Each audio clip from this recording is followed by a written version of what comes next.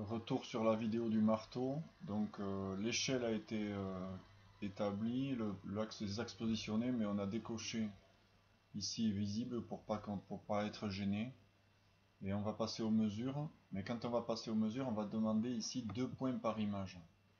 Et on va essayer d'enregistrer en même temps la position de l'extrémité du manche et de ce qui nous semblerait être le centre de masse assez proche de la zone marteau. Évidemment, donc vous voyez qu'on clique 2 fois sur la même image avant qu'on passe à l'image suivante. On ne change pas d'ordre, on commence toujours par le point extrémité du manche et en deuxième par le point dit centre de masse.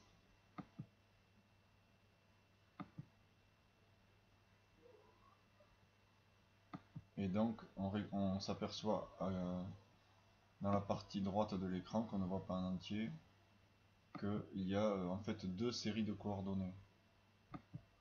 X1 et Y1 pour les coordonnées X et Y de l'extrémité du manche, X2 et Y2 pour les coordonnées du centre de masse. Donc on peut éventuellement faire comme ça. Auquel cas on aura toutes les coordonnées et on choisira, je vais le faire tout de suite, mais vous êtes invité à aller au bout de la vidéo. On choisira, donc on va regarder le tableau, voilà, on constate bien qu'on a du temps et deux séries de coordonnées x1 et y1 d'une part, x2 et y2 d'autre part. Donc après, dans la partie graphe, on peut soit dire, voilà, je veux, alors déjà on s'aperçoit qu'il y a 2 onglets parce qu'il y a 2 graphes, j'en supprime un. Soit dire je voudrais tracer y1 fonction de x1 en noir et en lissant par exemple. Voilà, on retrouve un bout de la trajectoire qu'il y avait dans le premier tuto. Soit je reclique sur coordonnées, on peut, et on dit, mais non, finalement je voudrais tracer la trajectoire y2 en ordonnée en fonction de x2, bien sûr, il faut faire des tracés cohérents, y2 fonction de x2. Voilà, et là on découvre une trajectoire beaucoup plus simple.